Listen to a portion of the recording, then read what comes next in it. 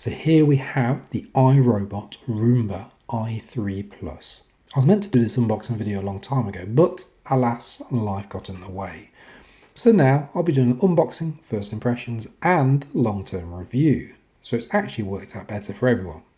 So what we have in the box itself is the robot. First impressions of it, it feels quite heavy, but in a good way. Not in a hurt your back kind of way, but in a solid build kind of way. It's made from thick, high quality plastic, metal, and there's some fabric on top. There are also 3 buttons for start, home, and spot clean if you want to target a specific area. Though to be honest, I just use the app on my phone when I use this, or I tell Google Home devices to start cleaning. You also get the instructions, warranty information, that type of stuff that you'll never look at.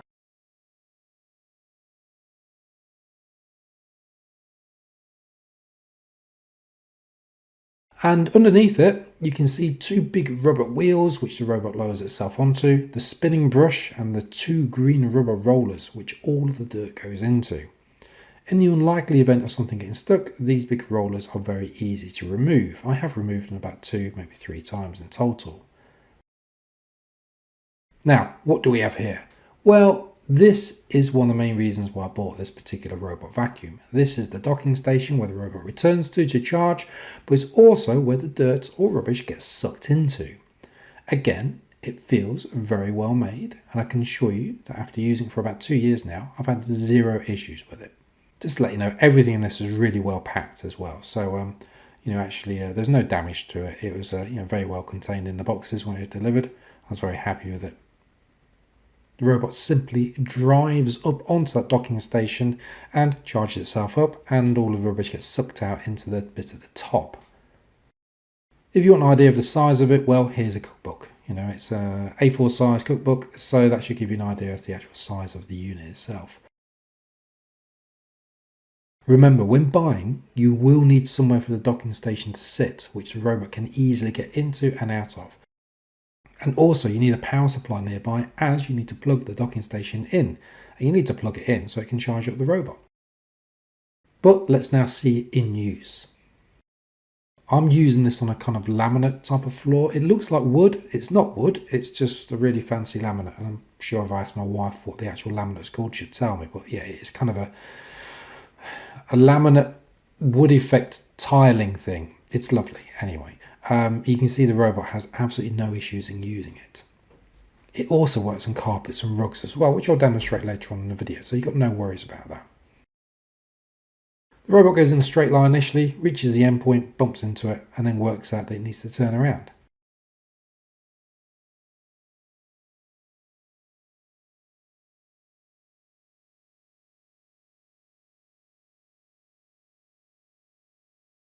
So the robot's just moving up and down, collecting all the dust and debris that's on the floor. You can see here that the robot is navigating around the rest of the kitchen. Upon reaching the rug, it decides to turn around, but don't worry, it will start to go over the rug later on. It's just, doing its own little thing. Also, the first time you use the robot, it will map out the whole floor of your house, and this takes quite some time. I think it took about 3 hours to do the very first time, because it goes around every little bit of it and kind of works out what things are and bumps into everything. And the reason it does is so that in the future it's a lot quicker and more efficient. So yeah, if the first time takes a good 3.5 hours, that's absolutely fine.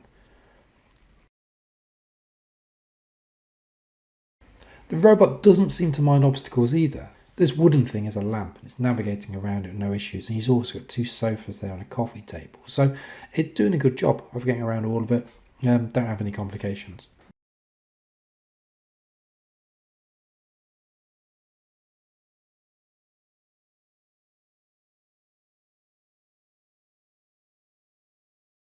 Here we can see it underneath a TV cabinet. Again, happily going through there, no problems whatsoever.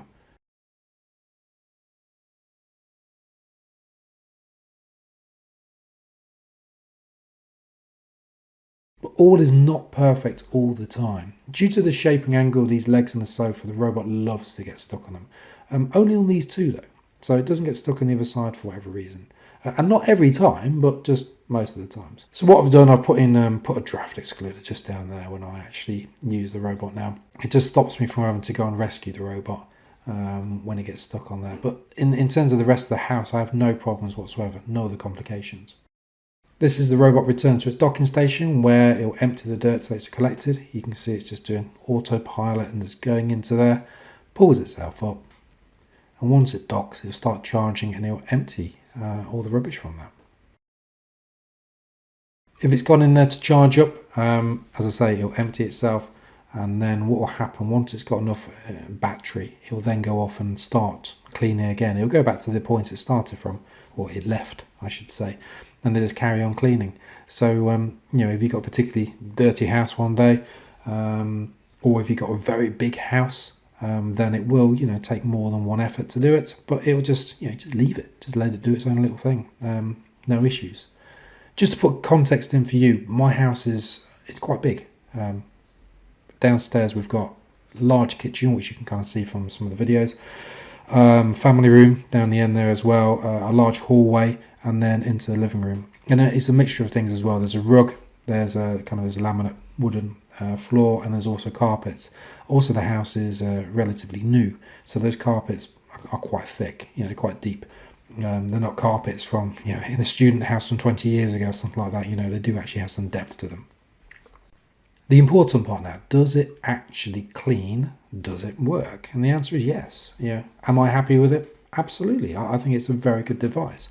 Again, give you context about us with or about me. I've got 2 young kids, and there's crumbs and bits of porridge and things everywhere. Okay, so just being able to turn this on and letting the robot go and do its little thing and clean the house, it's great. Particularly if I'm in my office at home, and then I can come out an hour or so later and the whole downstairs has been hoovered. Also, it goes underneath everything. It goes underneath all the sofas, all the TV cabinets and whatnot. I'll be honest, when I hoover, unless I'm going to do a real thorough clean, if I was to go do a quick little hoover, I'm not going to be going underneath all the sofas and all the TV cabinets and things. So the fact that the robot does this is great. It just gets rid of more dust than I would have done. Is it perfect? No, it's not perfect. As I say, occasionally it gets stuck.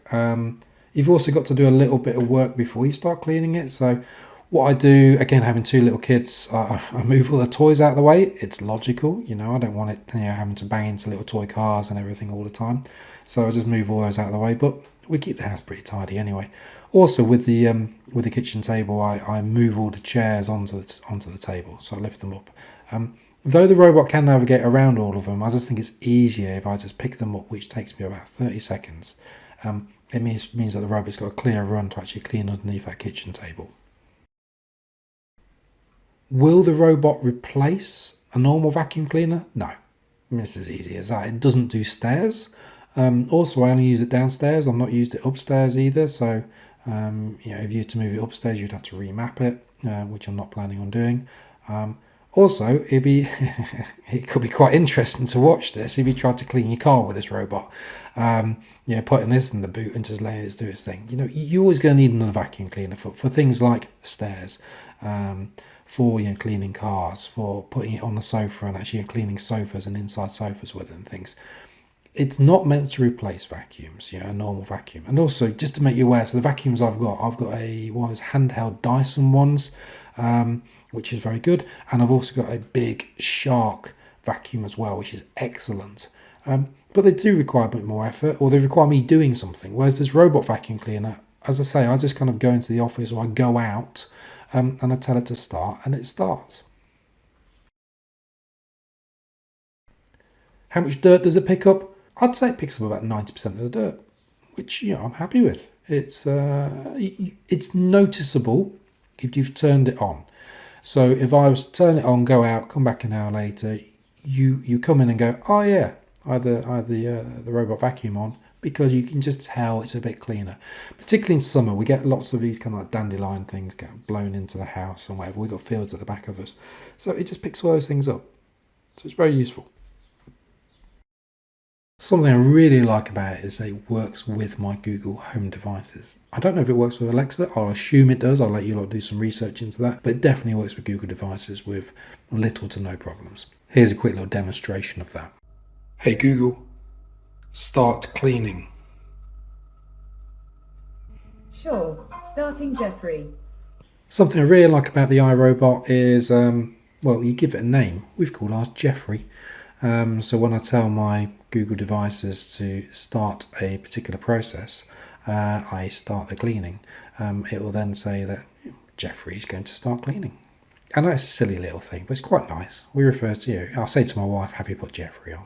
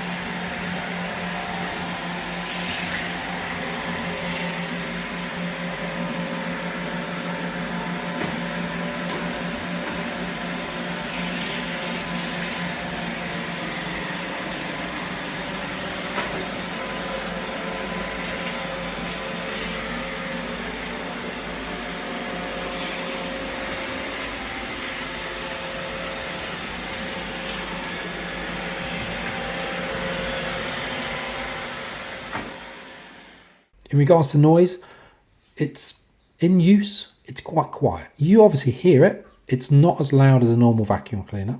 It is quieter than that. It's not silent, I'm not going to pretend it is, but it is quite quiet. When it empties itself into the bin, for that period of about 10 seconds, it's very noisy, though that is only about 10 seconds worth. So you wouldn't want that going off at 11:30 at night when you're fast asleep. So we use this during the day. Overall, though, it's not like you've got someone doing vacuuming outside your door constantly, for the hour period that it's on. Nothing like that. It's in the background, you can hear it.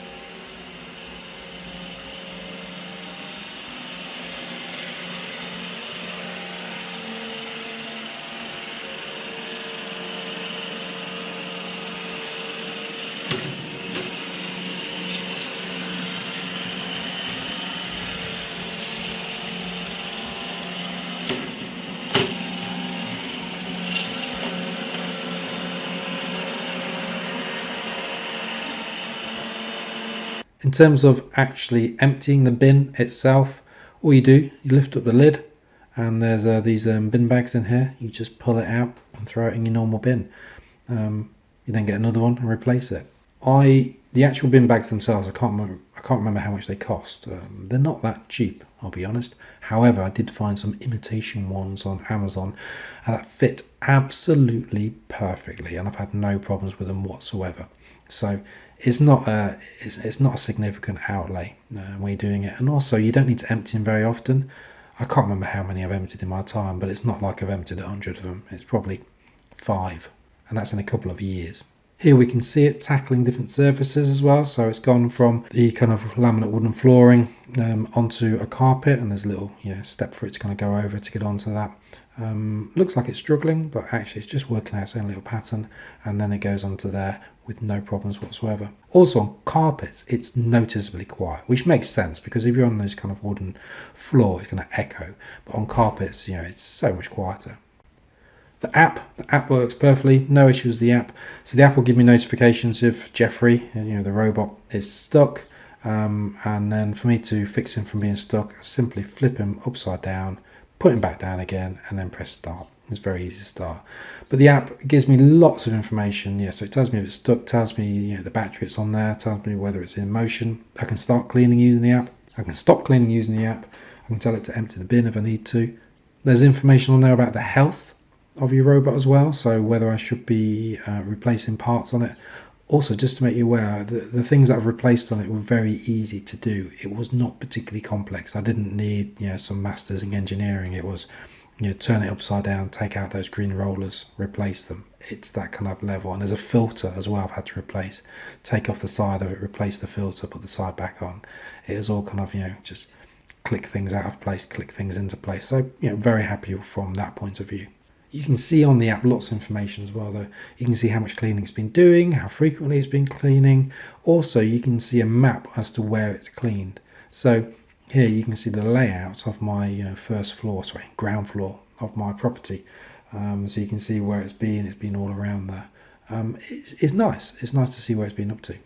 I've not set it up yet because this was a feature that didn't exist when I first bought it, but you can also set zones, so you can kind of name a zone and you can set a zone and say you only wanted to clean those zones.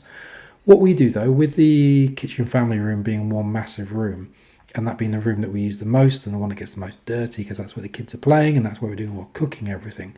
What we do, we simply tell Jeffrey, the robot, to start cleaning, and then we just close the doors. The robot will try and get out of the door, it will fail, and then it will just carry on cleaning the rest of the room. And once it's finished all the rest of the room, it will return to its docking station, and then job will be complete.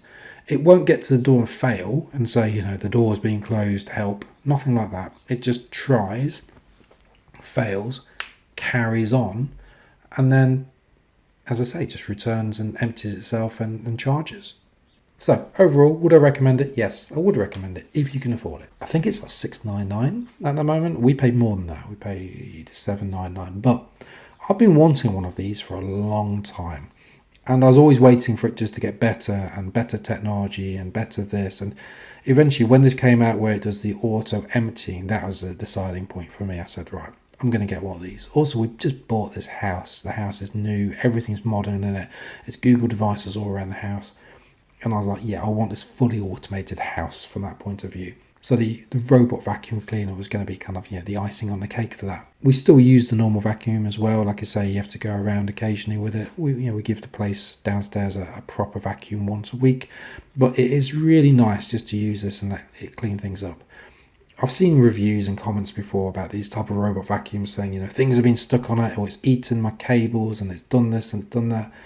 We've had none of those problems, but also we don't leave cables lying around. I don't leave telephone or mobile phone charging cables just laying on the floor. That's not something we do. We also tidy the kids' toys away, so the kids' toys are not going to get sucked into it because we keep the house tidy. As I said earlier though, no, it's not going to replace your normal vacuum cleaner. No, it's not meant to replace your normal vacuum cleaner. You will still need a normal vacuum for the stairs and for other parts of the house, and if you're going to be cleaning the car and things like that.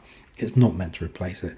Does it work? Yes. Does it make the place look tidier? Yes. Am I happy with the purchase? Yes. Do I recommend it? Yes. Am I anyway sponsored or affiliated with iRobot, Roomba? No. Do I wish I was? Yes, because they could send me a new one. That'd be fantastic. By the way, that's a little hidden if they watch this video. But it is really good. Do recommend it. It's a nice addition to the house. Anyway, I hope you found this video useful, and I hope it's made you make a decision either way on whether you purchase this or something similar. I would say though, the ability that it sucks out the dirt into its own thing and then carries on cleaning, that's a nice addition because I don't want it to go back to it and keep emptying it. So if you're going to look at one, I would recommend something like that, whether it's this model or a different model. Anyway, whilst I got your attention, if you can subscribe to the channel, I'll be doing more tech reviews and unboxing. I love my tech. I've got my own IT consultancy company where I produce lots of material for clients, but I'm just obsessed with tech. I've always got the newest phone, and I've got the newest computers, and I've got the newest of everything, and I love my gadgets and gizmos.